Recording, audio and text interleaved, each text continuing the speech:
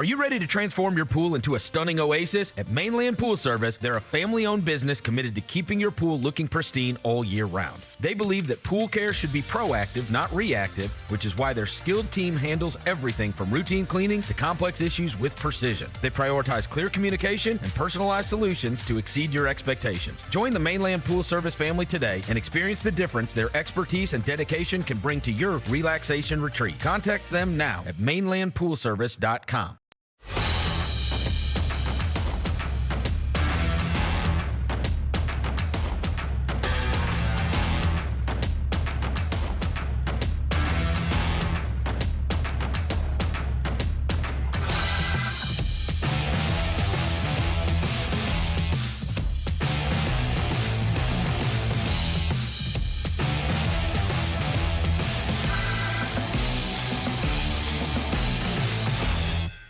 Thanks for showing up, Memphis. Nothing beats catching your Grizzlies IRL, and nobody knows that better than you. So next time you want to hit up a game, Ticketmaster's got your back with tickets to every upcoming matchup. Whether you're catching the Grizzlies at home or on the road, you'll find tickets at Ticketmaster, the official ticket marketplace of the Memphis Grizzlies and the NBA. Keep putting that jersey collection to use and get Grizzlies tickets today. There's no better brag than saying you saw it live. See you courtside again soon, Memphis. The heaviest metal credit card of all time. Rumored to be one of only 18 in existence. Plated with the very same tungsten that forged the International Space Station. And wielded at business dinners like a samurai sword. It's a classic corporate power move. But the real power move? Having end-to-end visibility on your most critical shipments. FedEx, the new power move.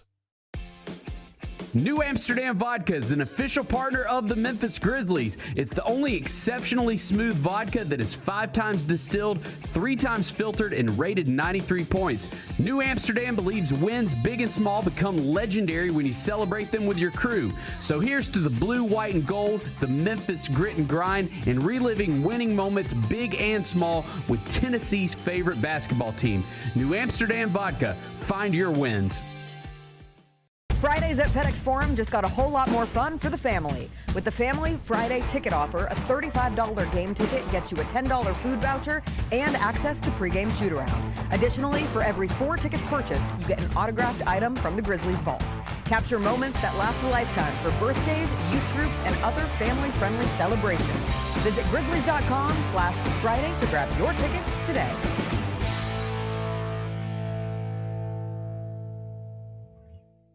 Junior Grizzlies summer camps presented by Ortho South are the key to a slam dunk summer with over a dozen 4-day camps perfect for hoopers ages 6 to 14 looking to build fundamental skills and make unforgettable memories. With camps across the Mid-South in Tennessee, Mississippi, and Arkansas, you won't have to go far for the ultimate hoops experience this summer. Registration comes with a Junior Grizzlies jersey, lunchbox, and a basketball to take home. Don't wait, space is limited. Visit grizzlies.com/Junior Grizzlies today to secure a spot for a fun-filled summer. That's grizzlies.com/Junior Grizzlies. Thanks for showing up, Memphis. Nothing compares to catching your Grizzlies IRL. And that all starts with buying tickets at Ticketmaster, the official ticket marketplace of the Memphis Grizzlies and the NBA. Ticketmaster gets you to the game so you can catch every highlight. Put that jersey collection to use for the next game and get Grizzlies tickets at Ticketmaster. Whether they're here at FedEx Forum or on the road, Ticketmaster's got your back when it comes to scoring tickets. And there's no better brag than saying you saw it live.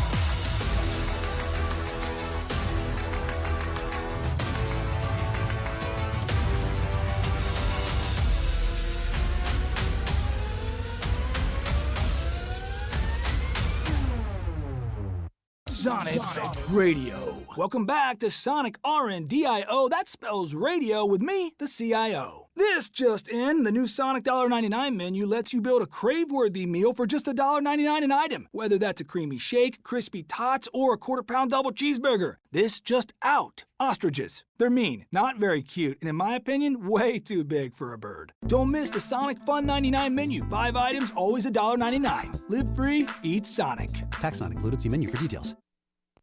Live from downtown Memphis, this is the Chris Vernon Show on YouTube at Grind City Media and the official Grind City Media app. Now, here's your host, Chris Vernon.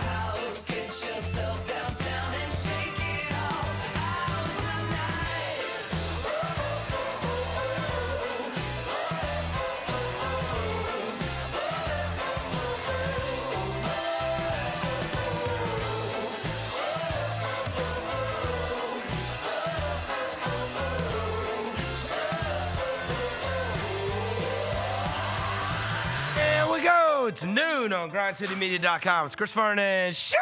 Welcome. It's a Wednesday, April 1st, 2026 edition of the show. Today on the show, Devin Walker's been over at the University of Memphis to see the introduction of Hana Haden, who they have hired to run the women's basketball team.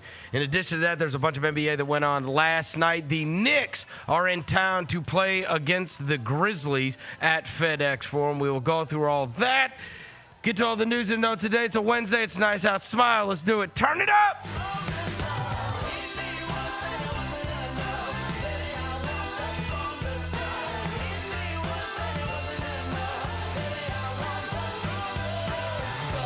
Yeah. I hope everybody's having a good day. All right, we got a bunch of stuff to get to on the show today. Not the least of which is the New York Knicks are in town to play against the Memphis Grizzlies.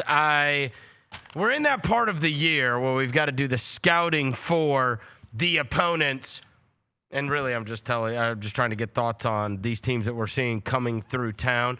Phoenix certainly impressed me the other night, but also looking at draft prospects. That's the time of the year. We're either looking at the other teams to see what we think about them or thinking about the upcoming NBA draft. And with the Knicks coming in town tonight, I settled in last night. NBC, who has done a tremendous job with the NBA thus far this year, had the Houston Rockets and the New York Knicks on last night. And so I settled in and turned that on one of the TVs, and I did not like what I saw out of the New York Knicks, at least for last evening. I'll get to that, and obviously we've got this game that is coming up tonight where they should be able to get right against the Memphis Grizzlies. Before I get to anything, I welcome John Roser to the show.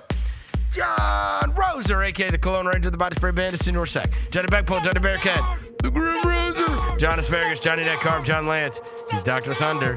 He's John the Polluter. He's John Sweeney. Hello, John. What up? All right, so last night I watched the New York Knicks play against the Houston Rockets, and then this morning, my guy, Knicks fan, the guys at Knicks Fans TV, CP the Franchise, who had an engagement this afternoon, so I was unable to get him to come on the show. But I did do his this morning, and they are sky is falling after the events of last evening. So I will tell you that from the Knicks side of things, they need a get right against the Grizzlies from not only the Knicks but also Karl Towns, because they're not feeling real great after them playing against the Houston Rockets last night. And I mean, it started out like 12 or 14-1 that game last night, and it was never a game. And so they haven't been very good on this road trip. Now they are going to come to Memphis. They are going to try to get a win here and then try to get back on track because, they're now like in peril of maybe losing their spot to Cleveland, depending on how the end of the season goes. And as we've talked about a lot with seedings within the NBA, it being determinative of what your season ends up being. Like, to me, I felt rather good about saying on the Spotify show that I think that people are vastly underrating the Pistons, and that and Duren had another monster game last night, but vastly underrating the Pistons, and that what do they have to do? Their record against good teams, their record without their best players, their record. Like, I feel like in many ways the Pistons they remind me a lot of teams that we had in the past, where it's like you strangle people out defensively, you're tough, you're hard-nosed, you're all those things that I like. I like that team a lot. And so I said, I don't think there's going to be, it seems to me that there's probably not going to be a lot of people in the NBA media brain trust that have them in the Eastern Conference Finals. And then Jacoby's like, well, will you? And I was like, yes, I will. But that was dependent upon, I'm looking at the standings, and I'm going, all right, so they'll play whoever, it'll be Miami, or it'll be Charlotte, or it'll be one of these teams, Orlando, whoever, in the 8, right? Okay, well, assuming that then they play Cleveland, yes, I think they'll bash their heads in. And now you're in the Eastern Conference Finals, right? But if the Knicks don't stop screwing around, they might drop to 4. I don't feel as good about it, even though the Pistons have waylaid the Knicks so far this year. But if the standings are if they remain this way, then I do like the Pistons' chance to be in the Eastern Conference Finals, for sure. Because I like their chances against 8, and I like their chances against 4. But the Knicks, and again, that was like last night. I mean, they looked bad against Houston last night. It was, now again, this is not going to be a great representation. I don't think they look good all year. It's not the same, like you said. You don't go from Tom Thibodeau to Mike Brown. That does not upgrade you. Well, it's just like the. So what? There is the thing with Thibodeau that I always respected is like that same thing we're talking about giving an honest effort, being well prepared, and most importantly, caring desperately about the defensive end, right? And you have seen all manner of teams that have been able to rack up regular season wins this year by doing that.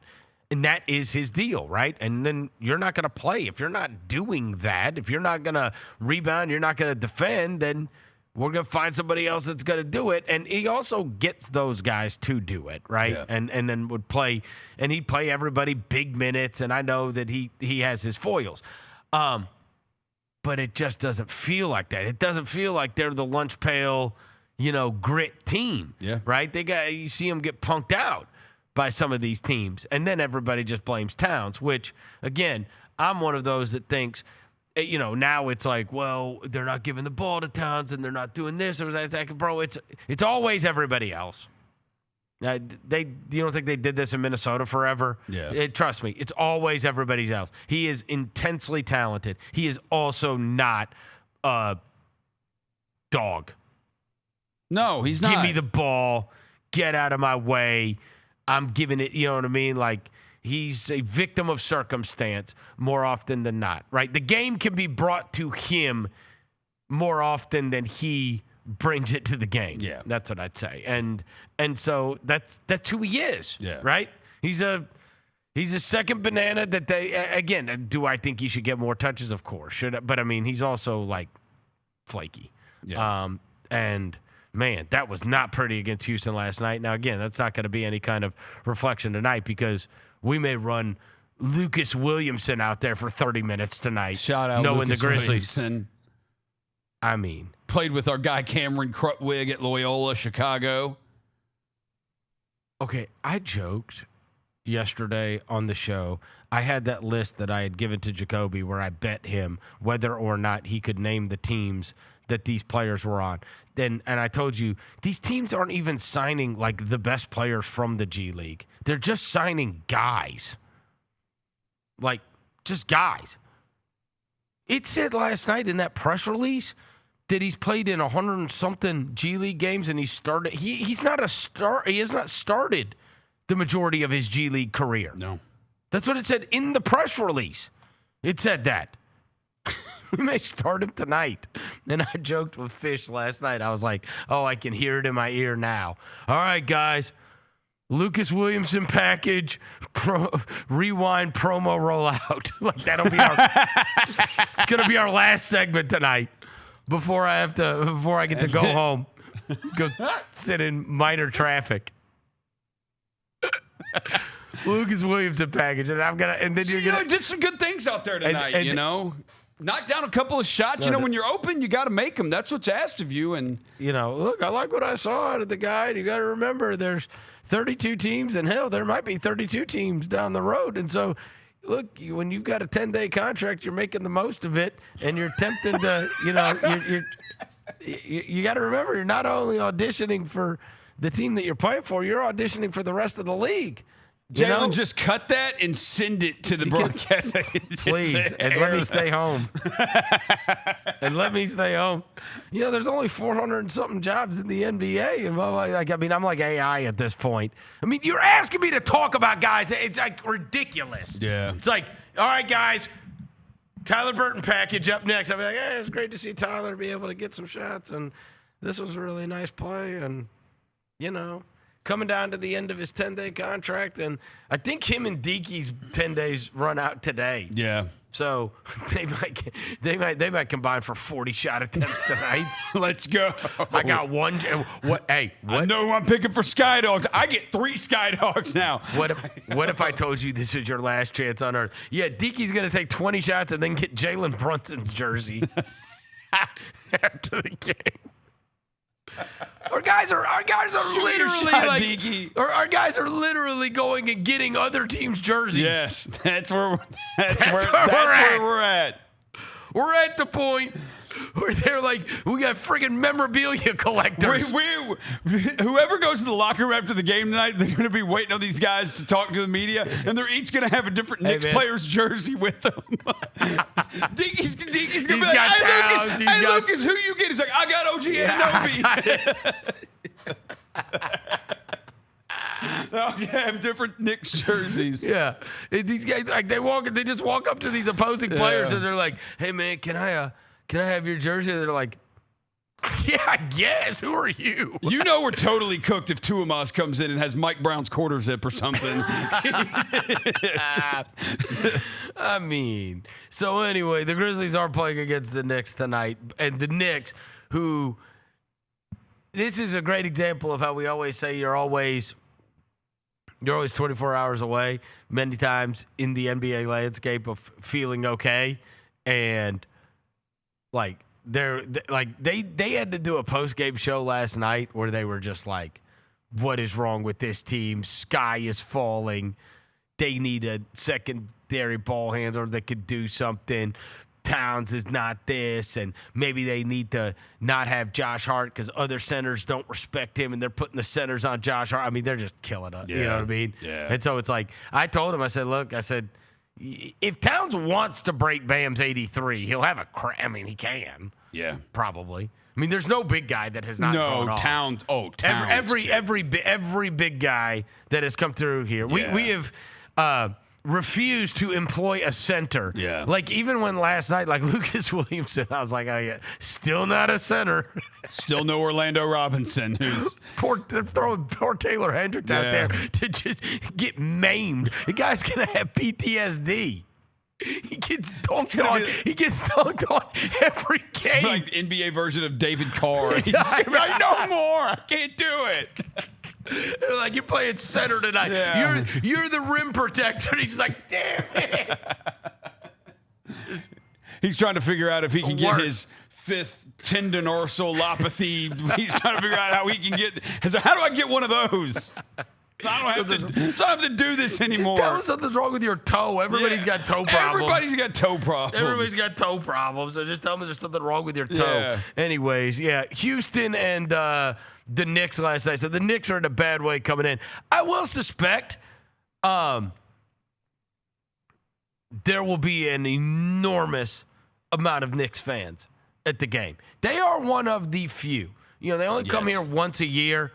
It became very commonplace for there to be a lot of Lakers fans when the Lakers come into town. But the other ones that always have like a national fan base, Boston applies. Boston had a throng at the game last week. And then there will be a lot of Knicks fans in the building tonight because it's their one chance to see their team. And like that's always been. I will tell you, even the other night, what was it, Saturday night? There was, I would say, the Bulls, way more Bulls fans than most other teams. Yes, way more Bulls fans. Yeah, a guy came through the pregame show. He was wearing a Tony Kukoc jersey. Yeah. I saw Jordan jersey. I saw a Lonzo Ball Bulls jersey. Yeah, there's some kid walking around in a Lonzo Ball number 2 Bulls jersey. I saw the number 2. I was like, who is number 2? And he walked by and said Ball on the back. Yeah, it's always like whoever's hot at the moment, right? Yeah. Whoever there was not nearly as many Oklahoma City as you would think. No. Right? Given that they won the championship. But the year after they won the title, there's a ton of Kawhi jerseys. Yes. The year after they won the title, there was a ton of Giannis. Yes. I would say this year probably individual player, I would say Wemby. Wemby has the kids. Wemby has I feel like they have moved from Curry to Wemby. It's still Curry. I think Curry's still number 1. But I'm saying amongst the kids, man. And kids, look, He's getting there. Curry, dude, there's still a lot of kids wearing Curry jerseys in that building. There are. Yeah. But Wemby's he's definitely the cool like one. He's like cool now. Yeah. And I can only imagine if you played with him on that video game, how awesome that must be. Oh, that's got to be. It's got to be the best. Yes. In fact, the other night I walked in and William's been bedridden since he got knee surgery, and he was playing 2K in there, and I went in there and like everybody's like mixed and matched on different teams, right? So like I guess he's in some, I don't know, like you look at it and like De'Aaron Fox might be on the Bulls and this guy might be on this and whatever. But anyway, I could tell the second I looked up at the screen that Wemby was in the game, and like he like drove down the lane and dunked, and like the ball like popped off and they called a foul, whatever. And I was like, that is so unrealistic. That would for sure never happen ever. where he missed a dunk like that. Come on, no. This game. Come on, Ronnie. 2K. Yeah, come on. This game's not realistic. We're supposed enough. to be more realistic here with these games these days. But anyway, I do feel like, well, look, with who was it? It was a game that we had, and I asked him if he wanted to go, and he's like, "No, I'm good." And I texted him and I said, "Who would you go see?" And he said Wemby. He did say that. So that's where you know what I mean? A lot of it I gauged from. It was Dallas. He would want to see Cooper Flag. I asked him if he wanted to go see Cooper Flag. He's like, "I don't care." Yeah. He hadn't taken over yet. No. He said maybe Wemby, LaMelo. Still LaMelo. Kids like LaMelo. It's still LaMelo because he's fun. Yeah. You know what I mean? And he does crazy stuff, and he still does plays crazy like he's stuff, on a blacktop. Yeah. But I will say there will be a lot of Knicks fans tonight. There's always a lot of Knicks. Yeah. There's always a lot of Knicks. That's why I'm like looking forward to this because to see the other team. Yeah, because they only come once a year. And, like, you've been to a million of these games since, what, like 2000, 2001, the Pyramid days? Like, I think I started, like, covering, like, 2006 or whatever.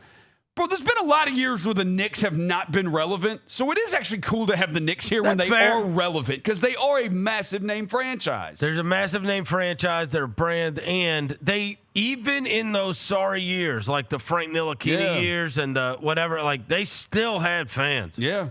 And they're going to have even more now. They're a big national brand. Yes. And so they'll, tonight will be. Because I remember last year like it got loud for the Celtics, bro. Yeah, it did. Last year we played the Knicks on a Friday night, and that was the start of when we lost the 3 games. I don't know how I remember this. We lost the 3 games in a row. Knicks, Spurs, Hawks. We lost those 3 games in a row. It was where the end of the game we left Anunoby like wide open or whatever in the corner, and he hit the 3 to win the game or whatever. And I just remember the place was slammed. There were so many Knicks fans there. So I don't know if it'll be that packed. Obviously, it's not going to be that packed again because we were in a playoff race, but there's going to be a lot of fans there. It'll be a lot. Yeah. And last year's game was like at the very beginning of the season. It was unbelievable. Yeah. Oh, what? Oh, wait, no. It was late. It was last year was late. Last year was late, because last year was late because of the Anunoby 3. So we lost to the Knicks. That's right. Where we had. That's right. This was the beginning of the end of Taylor. It was. It was the beginning of the end of Taylor. We lost to the Knicks, and we easily could have won the game, and we lost to the Knicks. And they didn't switch. And Vince Williams got stuck at and top. He got stuck, and they couldn't get out there on Anunoby. And then the next night, it was the Spurs on Saturday. Yep. And all it seriously is like, dude, just do not let De'Aaron Fox go there. Do not let him go to that. And then we just let him have it. Boom, pull up, hits the free throw line jumper, they win. And then Monday night was the Hawks. Dyson Daniels ripped Bane up the court to LeVert, lays it in at the buzzer, and they beat us. And it was like that. Yeah, that was the beginning of the end. That was the beginning of the end. And maybe, when I went up last year to New York and they got beat by 1,000 in that game, and I talked about all year John Morant just playing thumb wars in the corner with Mikal Bridges. What is this? Yeah. Like, what are we doing? What are we doing? I don't care if you hate the offense or not. Like, this cannot be. Yeah. This can't be. Yeah, you can't be playing thumb wars. What is going on here? He just literally would give up the ball, run to the corner at Madison Square Garden, and so then I just went out in the hall and bought ice cream and got a Patrick Ewing plushie and a Josh Hart shirt jersey for William. Yeah. You can't stand in the corner playing thumb wars with Mikal Bridges while Santi Aldama takes 19 shots. Oh, my God. We can't be doing that. Yeah, so there was so the second game was actually a very good game. It was a fun game. The one, but I don't have my hopes up dramatically for the events of the evening outside of the fact that the Knicks are going to be in town. I will tell you that yesterday I was having this thought where I was listening to, I can't remember who it was. I mean, it could have been a myriad of people at this point because everybody's talking about the whole tanking thing. And I have expressed in over and over again, everybody knows how much I hate this. I've always hated this, right? I've been through several of these seasons before. It's painful. It's awful. People end up leaving, quitting. It has a more profound effect than just what's happening on the basketball court, right? And then everybody's just down all the time. It's just a mood killer. The vibes are back. Everything about a punted season sucks. Everything outside of the possible reward, right? And then that's awesome, right? And but you got to hope for that. So I was listening to somebody talk about the tanking and how goofy it is that the NBA seemingly, instead of making firm decisions, just kind of floats things out there to see what people think, kind of read the room. And so they have Shams Charania last week float these anti-tanking measures that they would, be asked to vote on or whatever. And I would say 95% of all NBA fans are like, what the hell? Why is this so complicated? Yeah. And then what are you talking about? I got to add up my 2-year record, and then there's the flattened odds, and then there's the play-in. It's like, dude, okay, can we just incentivize winning? So anyways, the one thing that I was that did strike me yesterday where I was like, oh, man. And this is a big one when it comes to the offseason even. And also what happened with Bane. And also what happened with Jaren. And you may know that Ja Morant, there's a very low expectation that he will ever play another game in a Memphis Grizzlies uniform. Somebody texted me yesterday and said his house is going up for sale, so that should tell you something. Yeah. Unless he's planning on living in an apartment in Memphis. Yeah. I don't think so. I think we've all come to terms with the fact that this is not. This is over. It's over. Okay. Yeah. Here's what I'm telling you, and this is what dawned on me.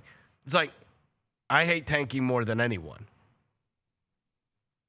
Also, what is relevant is that we have made all kinds of trades for picks in the future. We have so many picks, and did all of those assets. You know what I'm saying? This is the hard part for me, right? It's like, and again, whatever those assets are will change to be whatever along with the new system. But when you're making all those deals, not necessarily thinking that things are going to be changing dramatically and that the odds of those, like you are looking and you're going, I want their pick going forward. Yeah. Like think about whoever, like the Blazers or whoever, and who have all these picks going forward, or all of these teams, right, that have made deals for picks going out in the future. It's like, okay, this is the year to obviously go for it, and the odds are what the odds are, and nothing has changed.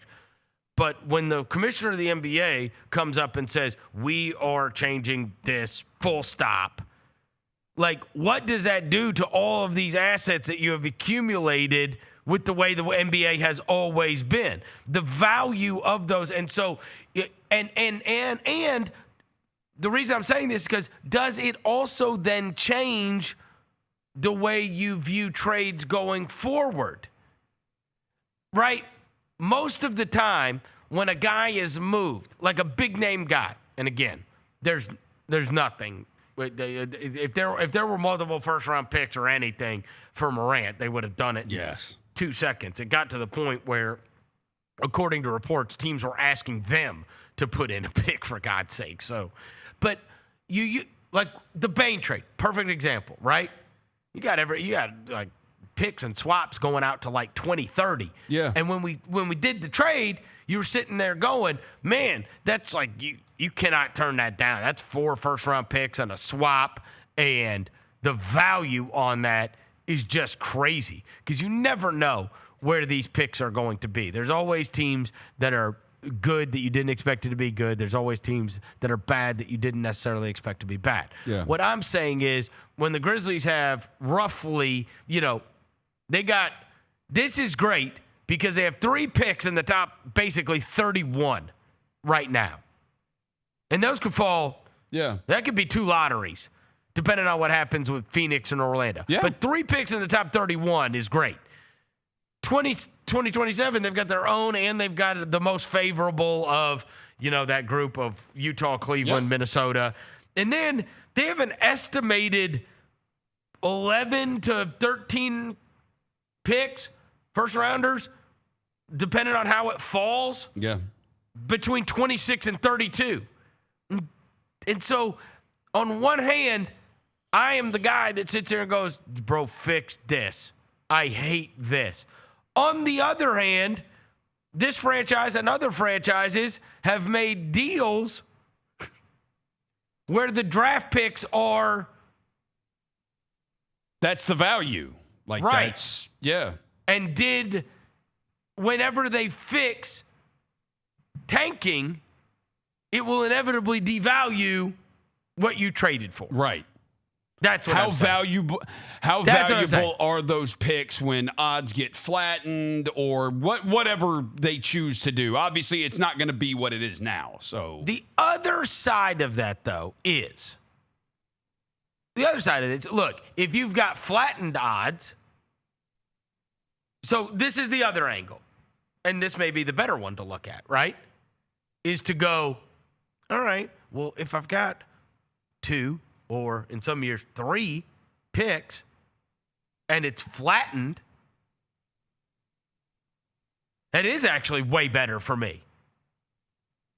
You understand? Yeah. You understand what I'm saying? I know what you're saying. It's not all bad. It's It's not all bad. No, it's right? not Like all bad. you could look up and you could say, all right, it's all flat. Everybody in this range has a 13% chance. Right. Well, if I got 3 cracks at that, Right. at 13, now, so these first round picks could end up being worse, could end up being better. It's not all bad. No. It is just a fear of mine that it's like, because you know who you're getting the picks from. Now, maybe it is possible. Think about that. That's crazy. Yeah. So, Utah trades you theirs in the Jena deal, but then they're expecting to be good. Yeah. So let's say they become a 40-something win team or whatever. Or maybe they're a 38-win team, right? They take the next step, but they're not good yet. Well, now they're right outside of the play-in pick or play-in They're pick. slotted like 13th or 14th. It's like the 13th or 14th picks. But that one actually has good odds now. It now has the So there same is a odds way. as if you were picking 7th or 6th. Yeah. So yeah, actually, but your one higher up has Right. a lot less. Right. Right. So there is a way it could go either way on this, right? Like where God forbid, say a bunch of guys get hurt or they just, for Orlando, and you've got their stuff going forward, and they just have a year from hell like the Grizzlies had a few years ago. And so it's like everybody got hurt, year from hell. All right, just punt on this season and get a high draft pick where now you've got their draft pick, which would have had a 26% chance at a top 4 pick or whatever. And now you don't really benefit from that in the same way. And so it can go both ways, but it is a fear, right? When you've got these picks going forward. And also, No, it is. and you also think about how it will affect teams going forward and what kind of deals they make for picks, right? Are your assets worth as much as they used to be? Because the other side of this is obviously, look, with the way the money is now and the luxury tax, and if you got good players, it costs you $200 million to keep them. Yeah. And I floated this out there earlier in the year, and I said, it might just be so that you have to be young. Yeah. I always felt. You always said that about the team. That they should have capitalized more when John, Jaron, and Dez were on rookie deals. But I always felt that you were having to be, that there's a reason that these teams don't win until later. But given the way the finances of the NBA have changed, that may just not be so right now, because you look right now and look at who the 3 best teams in the league are. Oklahoma City, Detroit, and San Antonio. right. Yeah. And all still benefit from having guys on their rookie contracts, right? You're not going to get to keep the Kason Wallaces. They'll probably lose Dort in the offseason. The other contracts haven't kicked in. Chet's contract hasn't kicked in yet, and Duren is going to get paid probably the max. He very well could make All-NBA. I have to look at the number of games or whatever, but he's going to get paid a fortune, right? Now all of a sudden, it's a lot harder, going forward when Jaylon Duren is making, $50 million instead of his, chump change that he's making right now in comparison. Yeah. And I do wonder about that. I do wonder because of the price it costs to keep them. If you just forget the guys that we've let go of. So I watched Phoenix and Orlando play last night. And Dylan was back in the lineup, I mean, I would have to, it would be interesting to go and look and go, what? Because they made a decision that wasn't good enough once upon a time. But if you were to just take Ja's salary, Jaren's salary, Bane's salary, Dylan's salary, and Steve-O's salary, that the 3 or 4 years ago starting five, and look at what that cost right now. You know what I'm saying? Yeah.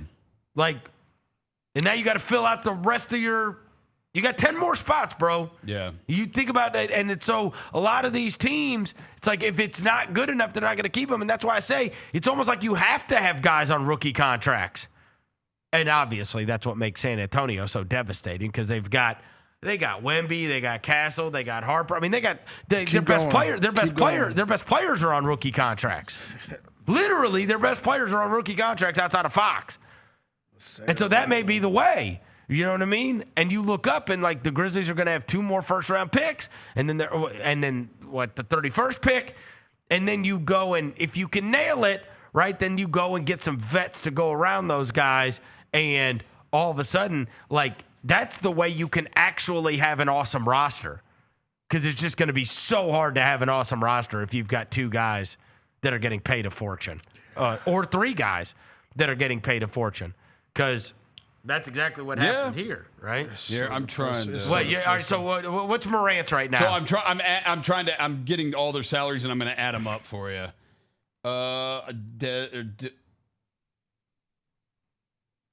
Durant is what? 65 games, so he did get it. He may get all NBA. Oh yeah, Let's He see. might. yeah. Especially because they're all going to feel bad about Cade not making it. Yeah, Right? because what are the center other than Yoke? $147.3 million. For the starting 5? That's what those 5 would cost this year. Ja, Jaren, Dez, Adams, and Dylan. Okay, and that's without Jaren's contract kicking in. Look at what Jaren's contract is next year. It doesn't kick in until next year. Yeah, let me see. Yeah. Jaren Jackson Jr.'s contract extension he signed with the Grizzlies last summer kicks in next year. Yeah, next year it's $49 million for Jaren. So Right. yeah. $49 million. Jeez. And by the way, Ja wanted an extension. Yeah. Like, it's untenable. You need these guys on their first contracts. You need a couple of your best players to be in their first 4 years in the league. Yeah, Ja goes Which is up what's to, wild to think about. Yeah, which is like the opposite of what it used to be. It's exactly opposite. And then you look last year, Jalen Williams, Chet Holmgren. Like, you look at that team. And look at what they had on their roster. I'll find out what it's. I'm working what it would cost you next season to have all of them. Adams goes down and Dylan goes down, but not by much. All right, it is.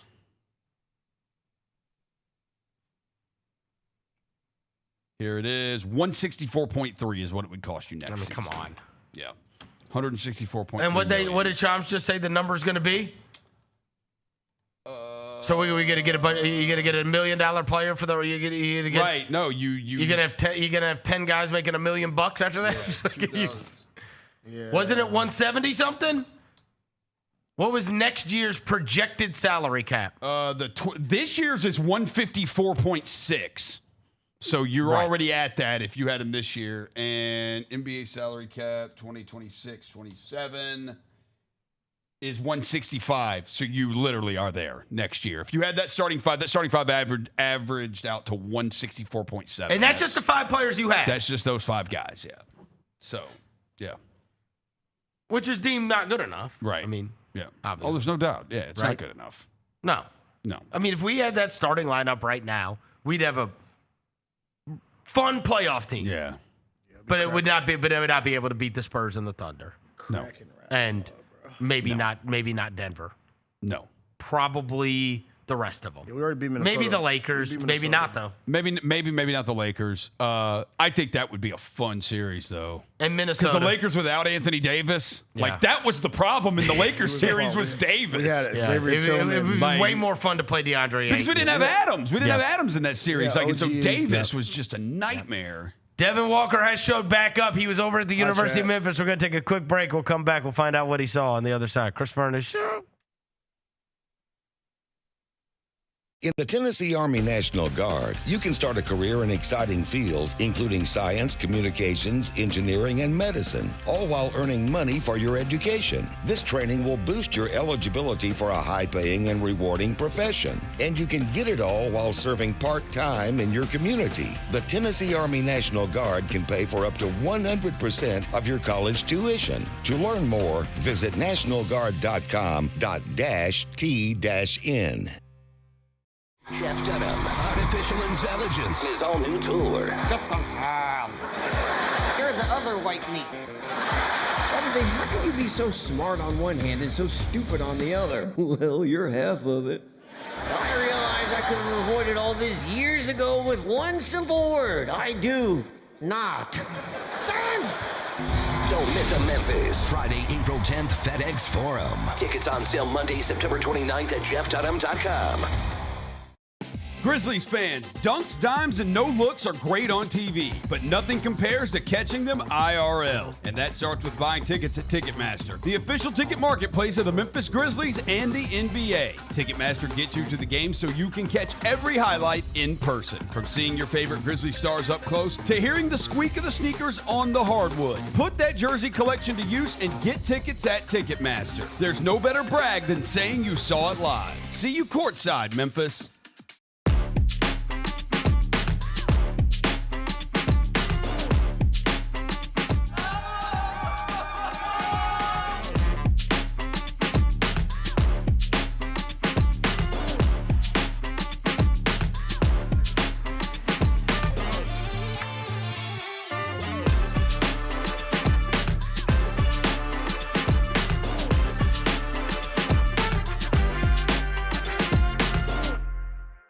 With living in luxury at Southland Casino Hotel, the good life is closer than you think.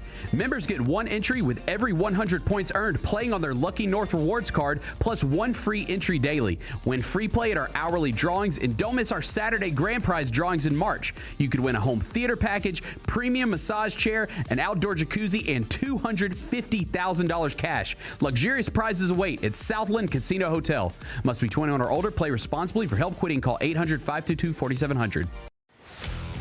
Let's face it, there's a lot of trash talk in basketball, but the great teams let their performance do the talking. Like Ford F-150 with Pro Power on board, a class-exclusive industry-first feature that turns your truck into a mobile generator and leaves the competition speechless.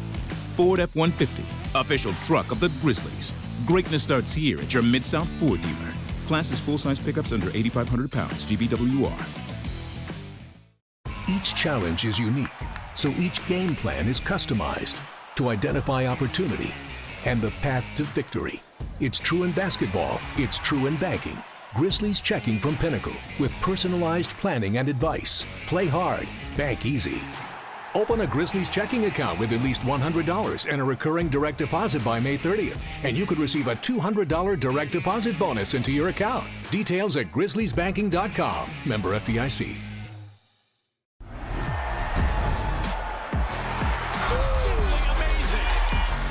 Wells, a rhythm three. Yes, sir!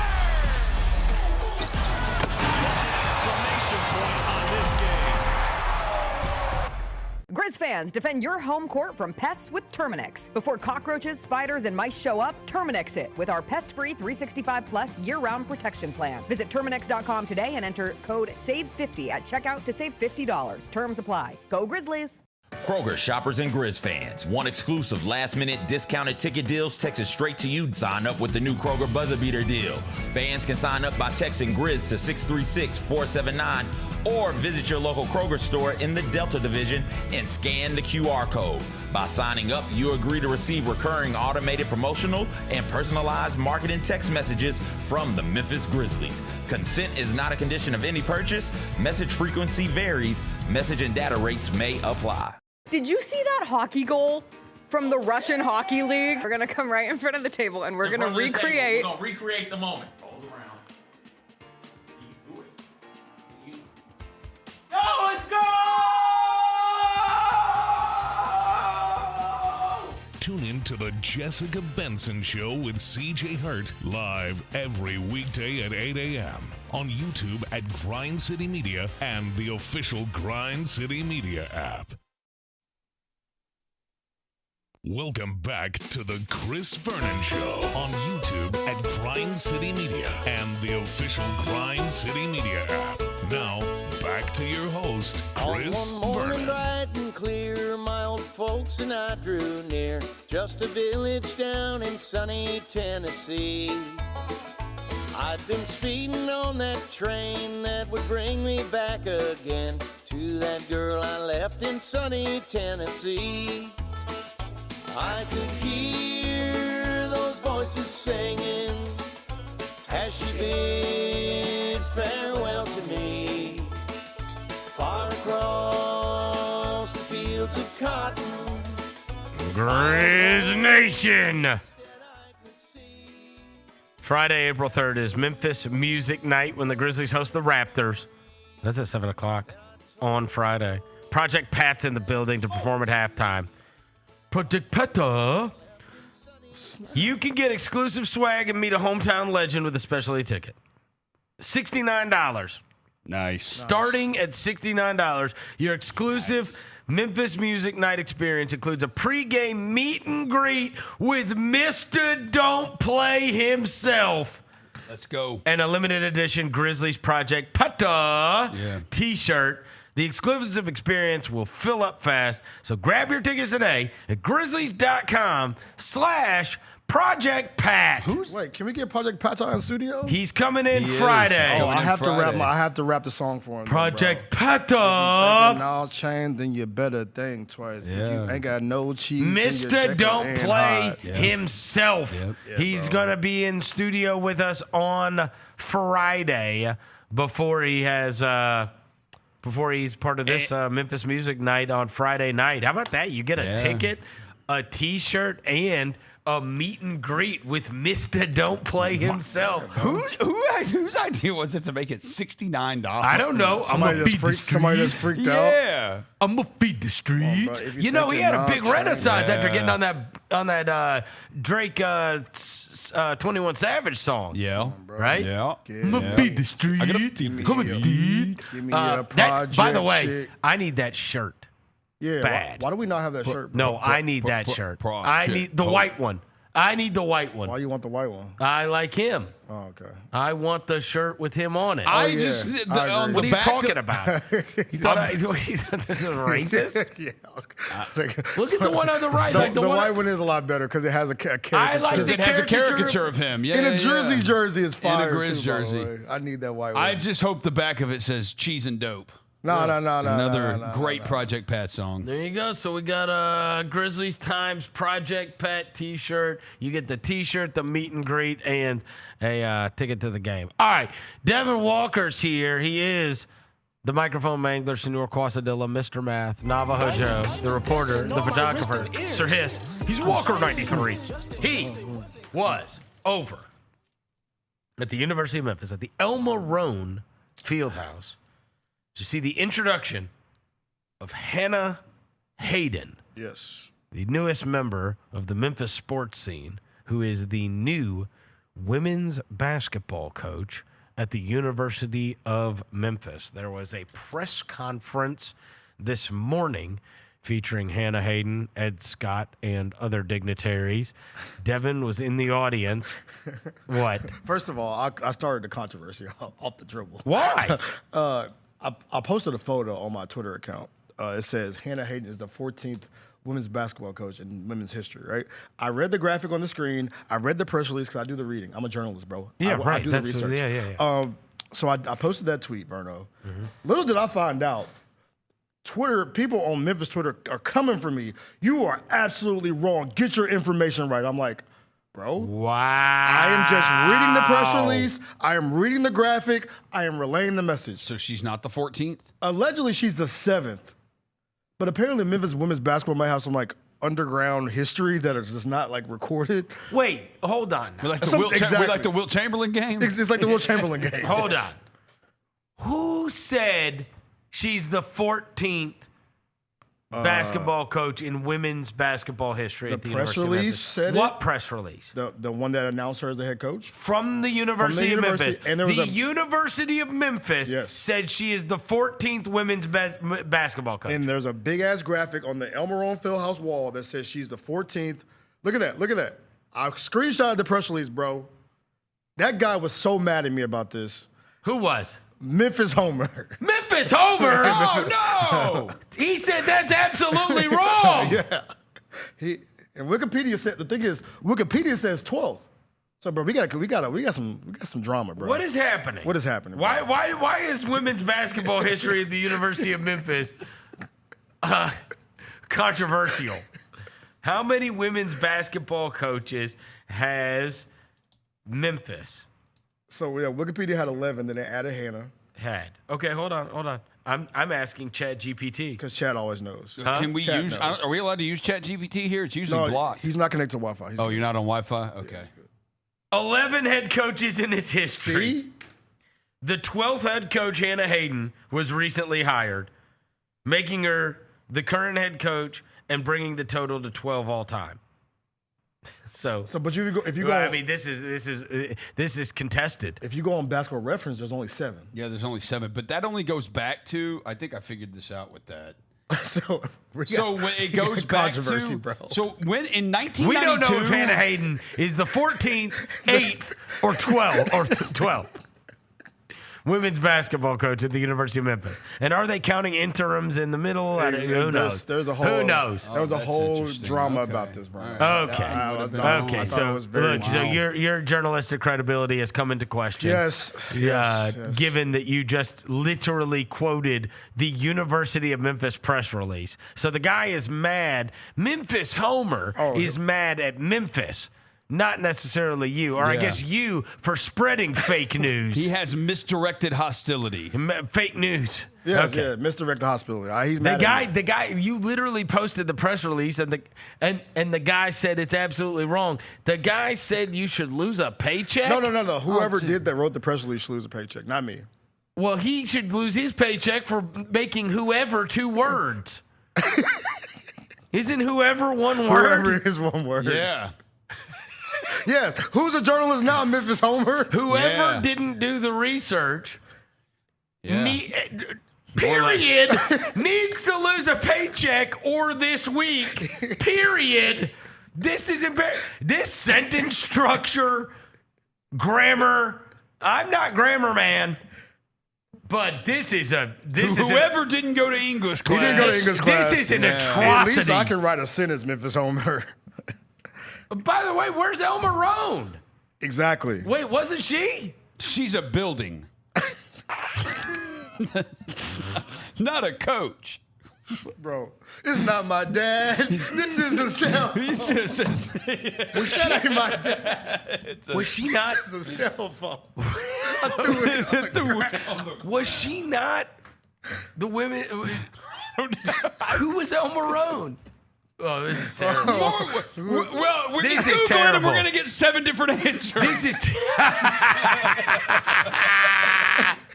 This is terrible. Bro, we're going to Elmer Rohn went into the M Club Hall of Fame oh my God. in 1980. For what? What did she do? Oh, man, she really does look like an old lady. It's her field house. Let's see. She single-handedly built the women's athletic department at Memphis. So she didn't play basketball? Or coach? Why'd they name the field house after her? Oh, she did. From 1965 to 1970, she coached basketball, volleyball, Okay, so she's on the list. Thank you, and badminton. And one of her star pupils was Mary Lou Johns, who coached the Lady Tigers from 1982 to 1991. I told you Elmer Rohn was a former coach. Bro, she coached badminton though? We're losing the recipes. Bring back we don't have Elmer Rohn as listed as a Memphis women's head basketball coach. Bro, she was a beast of an athlete. She's in the Memphis Park Commission That's why Athletic she has a Hall of field Fame house. for softball. Her forte, this is what the University of Memphis website says, was badminton. In 1969, First team all badminton. she finished runner-up in the Veterans Ladies Doubles Division of the United States National Badminton Tournament. You're damn right she did. Shout out El Marone. What a beast. She goated, bro. All right. Okay, so El Marone wasn't even on this guy's list. She wasn't on the guy's list. So Memphis Homer, your list is a fraud. Yeah. Fake news. Yeah. You should lose a paycheck. Yeah, Memphis Homer. Okay, so look, I am so confused now. I did not expect the announcement of Hana Haden as the new women's basketball coach at the University of Memphis to be mired in such controversy. Me either, Vernon. But here we are. We can't even decide what number she is. She's 12th, 8th, and 14th. But as we pulled up to the press conference, though, our boy Penny Harder was in the building. He was. The homie Charles Huff was Daddy in the was building. there, Okay. Yeah, it was cool to see Ed them there. Scott. Ed Scott, of course, he was there. Yes. Appreciate him wearing a shirt. Yeah. And a tie. And a tie. And a tie. Did he put out a graphic saying Memphis hires whatever women's basketball coach, and it's just him pointing? Yeah. I did with that. sunglasses? No. We got her. I will tell you this. My boy T Springs. Mission accomplished. My boy T Springs, who does the intro, it was a bunch of Ed Scott glaze. So I think Ed Scott did write that intro. It was like, thank you, Ed Scott, for this. He was named this athletic director in 2022, and I was like, wait, this is about the coach. Oh my God. Shout out Ed Scott, bro. Good people.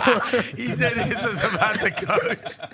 It was like Ed Scott was named 2021 athletic director of the year, and this Ed Scott Andy can bench 225 13 times, and he's incredibly handsome. Yes.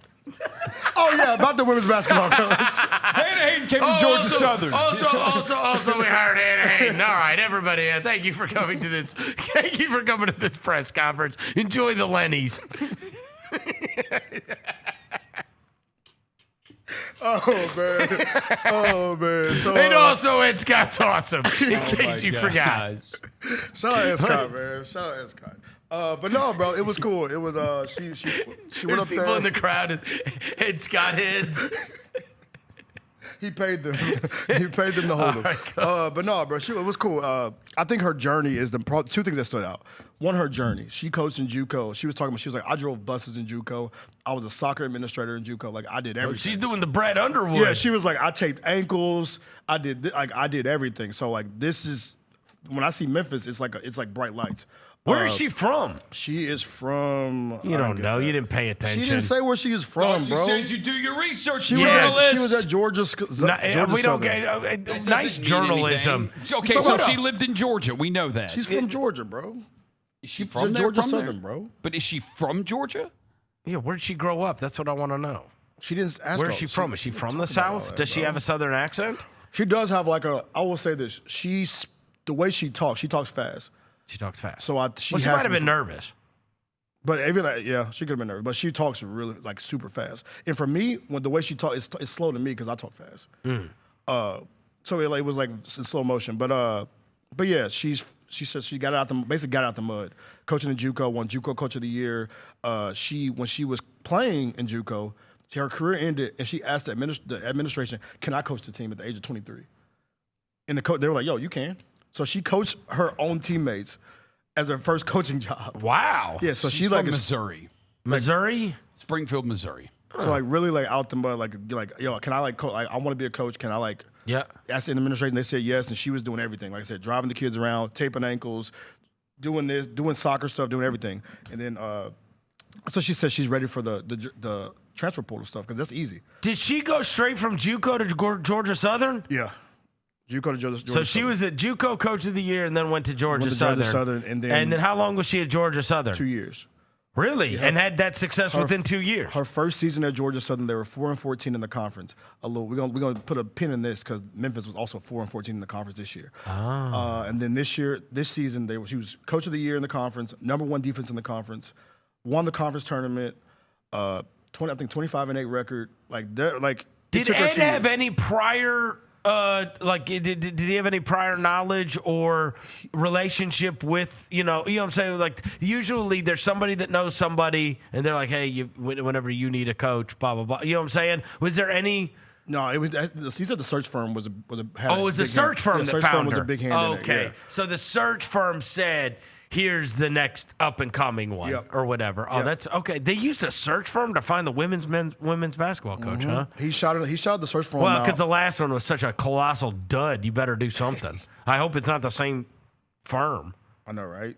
I hope they went to a different firm. But I feel like her JUCO background kind of, because in the landscape of college basketball now, the roster changes every year. Can serve you well. You know what I'm saying? Yep. It can serve you well because like when you have to deal with 15 new JUCO players every year, Right. the transfer portal should be light work. There's also a bunch of talent in Memphis still. And Yeah. we just said this women's basketball program has been bad for so long. Yeah, no, for Seriously. real. Like, when is the last time they went to the NCAA tournament? I mean, it's Joy, right? Yeah. Joy Lee McNellis before she went back to Southern Miss. And that WNIT. That's forever ago, bro. You know, y'all both talked about this, how like the prep school scene has kind of taken over like local high school basketball, how it's not totally the same because has that happened to the women's game yet? No. It's so you could still have these like high school rivalries on the women's level. The issue is though, you would think there'd be a ton of women. You still find players. you can find players. Someone asked her, is she going to recruit locally? And she said, the best players in Memphis in this southeastern region are going to be on our team. Yeah. Another thing too I thought was interesting is like when I remember the Alex press conference, she was talking about how playing fast. We're always going to play fast. We're going to speed the tempo.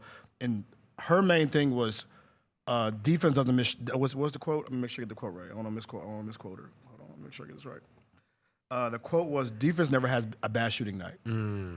She said, so the big emphasis is how we play defense. They had like I said, they had the number one defense in the Sun Belt last year with Georgia Southern. She also mentioned too that a lot of the same players are on that Georgia Southern team the second year that were on the first year, and she was all about buy-in. Gotcha. So another thing too is about the identity. She's like on offense.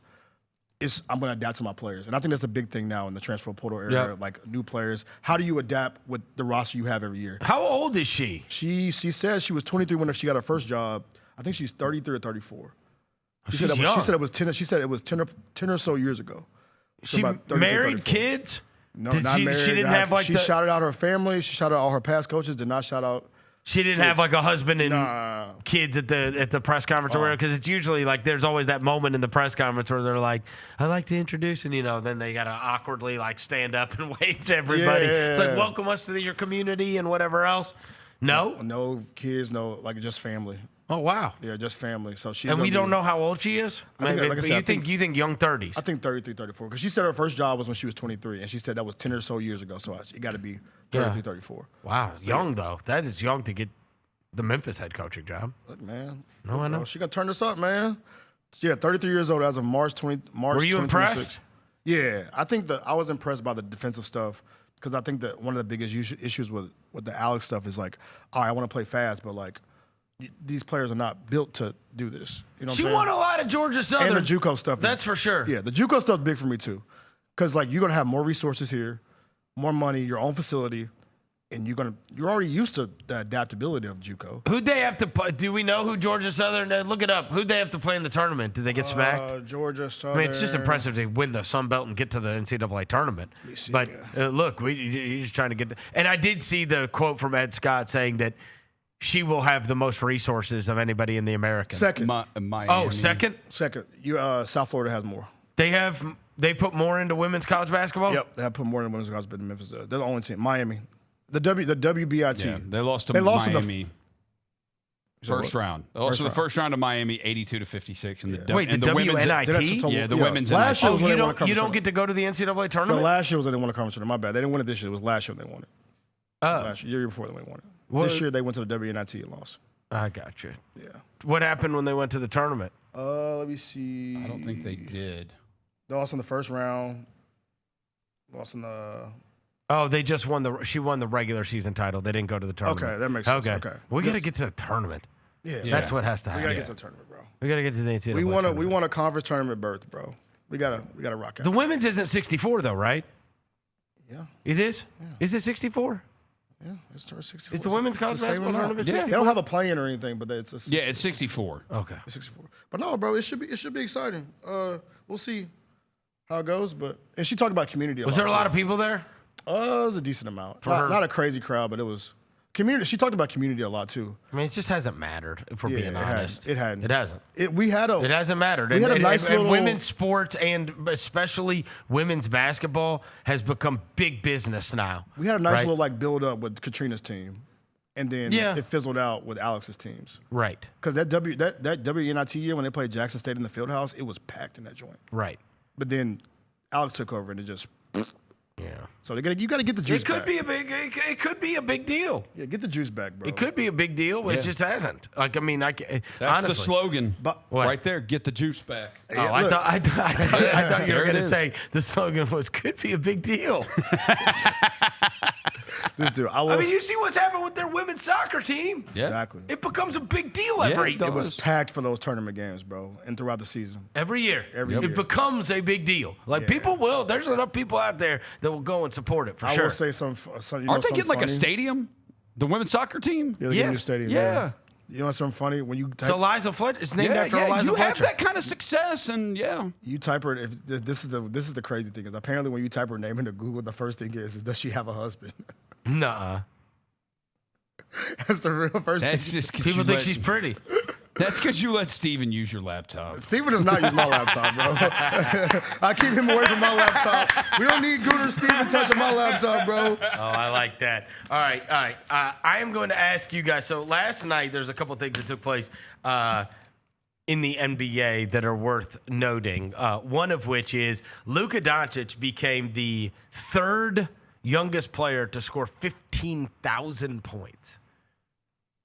15,000 points. You want to try? LeBron was 25 years old when they did it. Yeah. Who's the other one? So you have to get players when they 15,000 points. Luka is 27 years old. He became the third youngest. KD? It is Kevin Durant. Because KD was young as hell. Yeah, he was. Pretty good class. But it's LeBron, Durant, Luka. Yeah. I mean, that is quite the achievement to score 15,000 points by the time you're 27 years old. Yeah. But LeBron was 25 and Luka was 27, and Durant was 26. Last night, LeBron became the all-time winningest player. So he has the most wins when you combine regular season and playoffs. He has been on the court for more wins than anybody else. I will tell you, he broke Kareem Abdul-Jabbar's record. Okay. Last night. And so we will do the ones including the playoffs. I will let you guys attempt to guess. Have you seen this? No. No. All right, then here you go, boys. Including the playoffs. LeBron James has been on the court for the most amount of wins. Kareem Abdul-Jabbar is the record he broke. I figured you probably saw that headline, so we're out long. So that gives you the rest of the top 10. These players have been on the court for the most wins in NBA history. Okay, Tim Duncan. Tim Duncan is right behind Kareem. Yeah. I mean, they were in the playoffs every year. Spurs were. They won 50 games every season. Is Tony Parker on that list too? Tony Parker is on the list. So Manu Ginobili's got to be on that list. Manu Ginobili is not. Really? He is not. Vince Carter. Vince Carter is not. I mean, he played 22 seasons or whatever. This is the most amount of wins, including playoffs, these players have. Robert Parrish. Yeah, Parrish. Robert Parrish is right behind Tim Duncan. All right, so we got. All right, so who we got? Duncan. Hold on, who we got? Duncan, Parrish, Parker, LeBron, and Kareem. LeBron and Kareem. Is Magic on that list? Magic Johnson is not. Okay.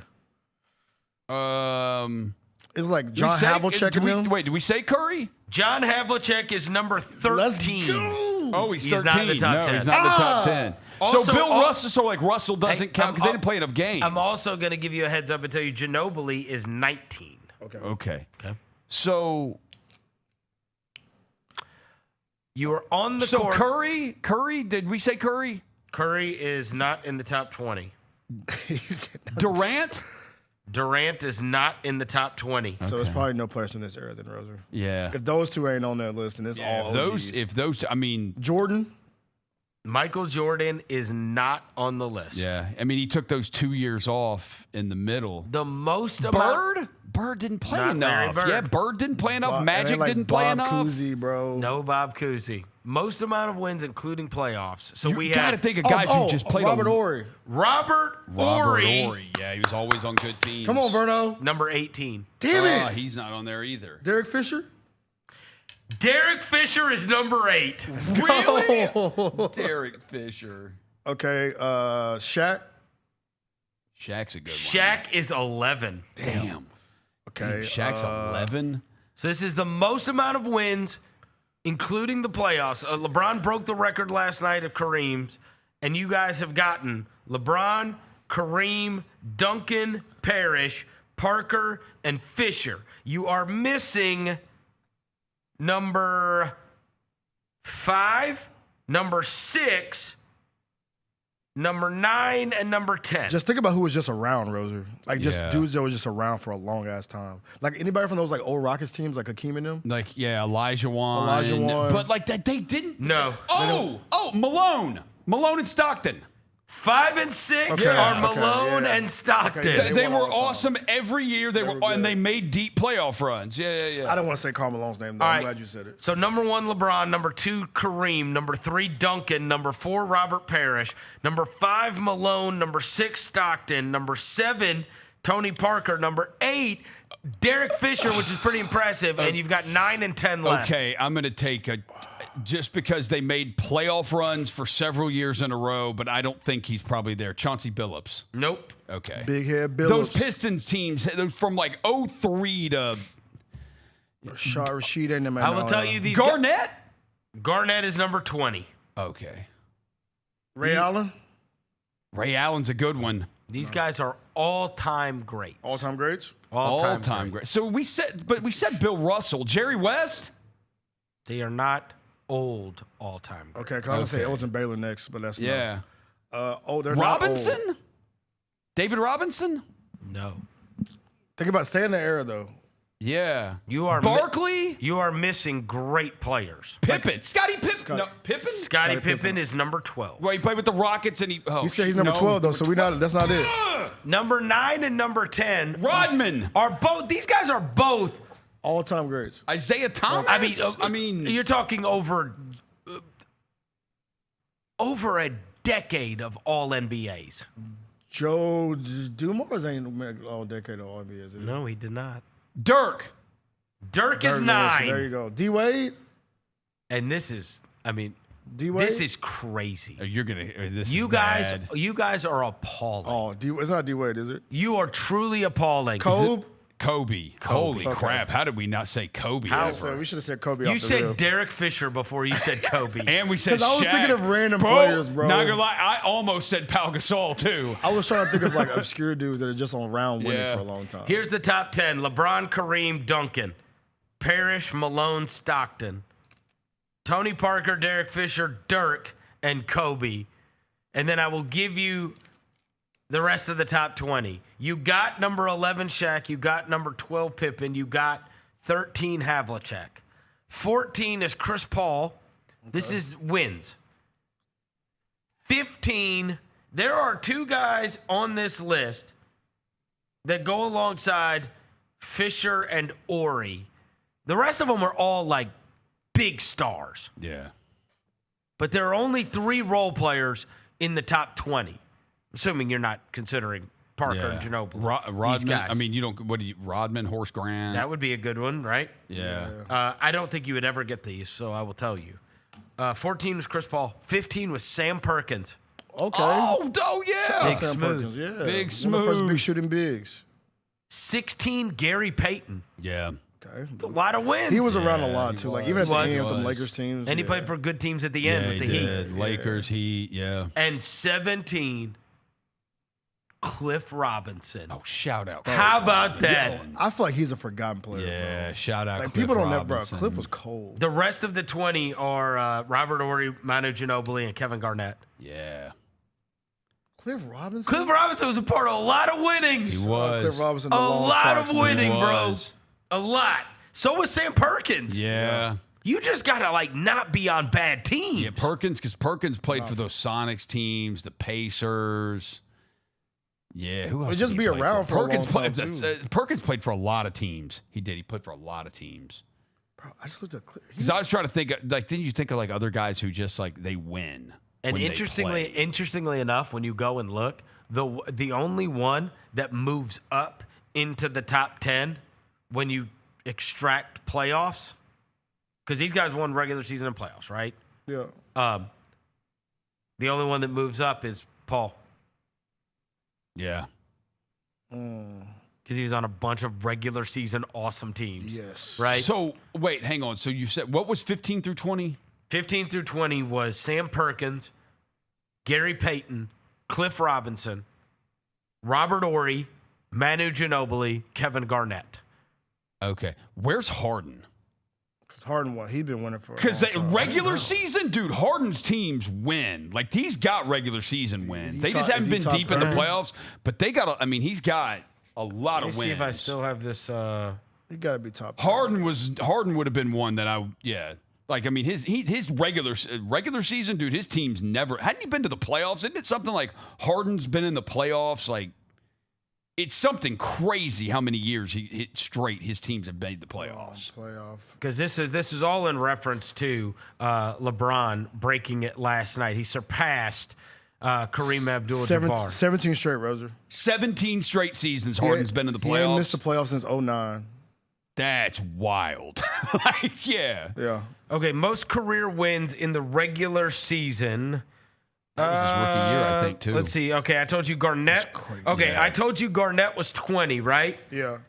Then Jason Kidd is 21. Okay. AC Green, 22. Shout out AC. Wasn't he like a version or something? Yeah. James Harden, 23. There you go, Roser. Yeah, he's got 757 wins. No. This is including playoffs. Yeah. That's regular season. 874. Oh, okay. Okay. I would bet you, if you extracted playoffs, Harden would probably move up. James Harden, and then he was 23rd. Yeah. 24 is Horace Grant. Yeah. And 25 is Paul Silas. Okay. There you go. Rest in peace. Rest in peace, Paul Silas. Man. Yeah, for sure. Yeah. So there you go. That's your list of guys. So yeah. That's cool. I like that. Wait, Harden has not missed the playoffs in his career, by the way. Never missed the playoffs in his career, Harden. Ever. That's wild. He's never been on a non-playoff team? He's never been on a non-playoff team. Teams are always good. He's never been on a non-playoff team. It's so crazy. Even his rookie year with the Thunder in them, they won the finals, wasn't it? So I told Dev, we saw this tweet last week, and it said, Curry is the one who everybody always says, but like seriously, there's a case that like Harden is the most influential player when you talk about the step backs, the side steps, all the move, the bump, all the stuff that he does, like how influential that is. But the high pick and roll stuff, but we don't view him that way because he has just flamed out in the playoffs. He never wins. But like his game, you see kids replicate it all over the place. Yeah, and I hate it. Yeah, but it's and we have a bunch of now we got 6'6" Harden and SGA. Now our best players in the league are all foul baiting whiners. Why we hate? I don't like watching PJ Haggerty play. There's a bunch of foul baiting whiners. Nah, yeah, only Ant can save us. Nah, for real, please. Or Devin Booker. Yeah. He plays ethical basketball. He does. Yeah. He does. Yeah. Hey, you see Pat Bev arguing about whether or not he's better than D Wade? Come on. Why is that a thing? Because he lost his podcast after his off the court stuff, and he's got to go viral. Yeah, he's got to go viral. He's got to stoke the flames. Man. And that wasn't even about him. It was about Harden and Wade. Yeah. He was going out of his way to say that Harden was better than Dwayne Wade. So he got into that. And he just, when we are in the attention era in terms of like online, he did get himself a lot of attention. Pat Bell's good at the Give him attention that. thing. He does. You cannot deny that. If you are attempting to have people know that you're doing something differently now and try to get people to reach out to you and engage and watch your clips, if that's the goal, you did it. Because respectfully, when he did that long video about why him and Rome don't do the pod anymore, I did not watch that crap. Yeah. I didn't pay attention to that. Yeah. They just took his show. Him and Jay Will. Ganked. He said, give me that chain snatch, T.I. Yeah. Yeah, that's tough. That's tough. Yeah. All right, let's get to Skydog for tonight. Oh, I get all three hustle guys. Grizzlies are playing. Then I get Lucas Williams. I got Lucas Williams. No, he's a hustle guy. He counts. he is not. Yeah, I know he played for the Windy City Bulls last, but he's been with the hustle Windy for City 3 Bull. years. I get Lucas Williamson.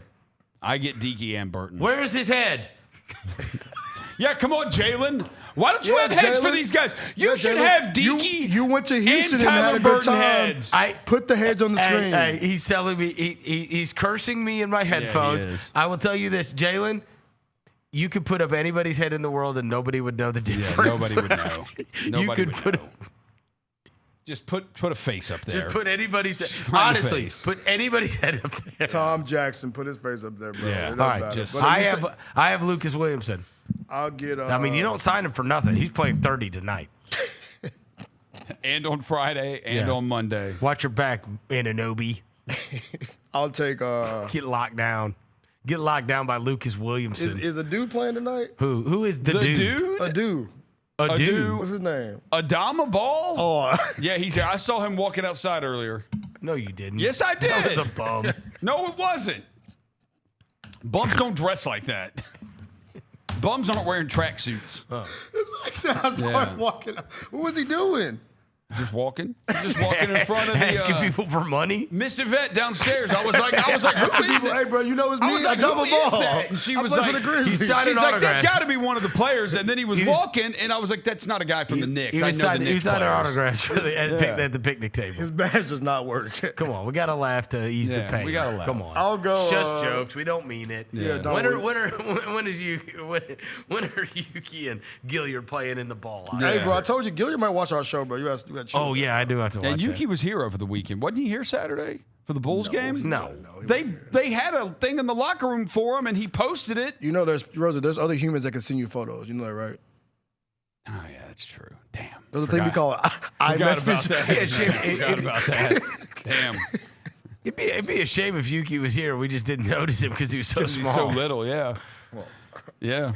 Don't do that, bro. Yeah, he actually was here. He was sitting next to Buzelis and I don't know who else plays for the Bulls. Tyus Jones' little brother. The Bulls have Tyus Jones' little brother. Yeah. Patrick Williams, who they want off the team so bad. Yeah. They're trying to put the Jaden Ivey stuff on him so they can get him off the team. I saw the tweet. I was They're trying to get him off the team. Come on. That's like those. Yeah. Said Jaden Ivey saw Patrick Williams play basketball once and said, God ain't meant to. That's like one of those people. You shouldn't laugh at it, but I mean, you know, we gotta laugh. No. You have to laugh at it when those people always post like the, I believe wholeheartedly in the war in Iran, and I'm ready to go serve. My name is DeAndre Ayton, and I play. Those are funny. Those are always funny. Those are always funny. Yes. My name is DeAndre Ayton, and I play center for the Lakers. Yeah. I ain't gonna lie to you, bro. I love those. I ain't gonna lie. I saw yesterday, and I love them to death. Somebody put like the whole I defend Jaden Ivey. I believe everything he says. He was right about what he said. Quoted Santi Aldama. That was not me. Somebody on Grizz Twitter did that. I'm saying, y'all dirty, man. Don't do something like that, man. I'll say this. It is hilarious, and this is just the culture we live in now, to watch people like, there's people that have never, they have no idea who Jaden Ivey is. No, honestly. No. Like, it's the things that people act like they care about for 24 hours. And so then I wanted to tell all these people, I was like, look, man, I totally respect your religion. I am a Christian myself. I was like, but this ain't the one to ride with. This guy is yelling into his phone on an airplane, okay? Like, this is not, I got it. Like, you think that you're persecuted and you should be able to speak his mind, and this is what happens in a secular society, but like, this ain't the one to, did you see like, you know what I mean? Like, you were fine riding with Tebow, right? Because he's like on the, like, he's like living his life, and he wants you to look at him and not like, you see, like, hey, man, there's a guy filled with joy and happiness, and he's found the Lord, and he believes in this, and you know what I mean? And you respect him. You respect him for his beliefs and whatever, but he's not trying to send you to hell. And he's not. And this guy is just yelling into his phone on on a damn airplane, and yet you got people like, I stand with, like, I don't know. He's like, I don't know. Like, you got to pick, I got it. Like, you want a cause, but, like, this ain't the guy. He's like, I was addicted to pornography, and I'm like, I beat my wife. I was like, I was abusive. You know what I mean? It's like, hey, okay. Yeah, right, bro. Like, right. yeah, bro, again, I'm a pop psychologist, but he's going through it, bro. I think this guy probably, like, he told the Bulls his knee was healed because God told him that. I know. Well, they also said he was calling people in the locker room unrighteous and was like, I mean, didn't sound exactly like the most fun guy to be around, to be honest. I mean, you don't want people coming in their locker room telling you that you're living in sin, and you know what I mean? It's like, come on, You bro. know what I mean, bro? Like, I mean, especially if you're in the NBA and you got the guy, like, you're going back to the guy, that's not your wife. You're like, oh, shoot. Damn it. Okay, yeah. I mean, this guy's killing me. J9 was standing in the elevator in every city. In every city, he's in the elevator. It's like, I know your wife. That's not her. Yeah, bro. He said he was like asking people if they fornicated before marriage and whatever, like just making people like mad uncomfortable, bro. Like reporters and stuff. I know, like he just. Hey, You know what I mean? And all I'm saying is, when I see all these people fighting and they're like, yeah, we stand behind you and we whatever, I'm like, his jersey sold out yesterday. I know. Bro, I got it. Everybody just wants a cause. Dude, No, I'm serious. Yeah, people want to be connected to something. People want to be connected to something. I'm not some kidding. way, somehow. Yeah. I could put together a protest for nothing today. Like, literally, I could just invent something to protest and I could get 30 people to show up. Dude, I've What do you want to protest, bro? What do you want to protest? Let's protest something. I don't know. A diamond ball. Come on, he ain't doing anything. I'm kidding. Lucas Williamson signing. Just say no. Just say no. I mean, you did this with the beat. Right. Bro, this man With the beat draft.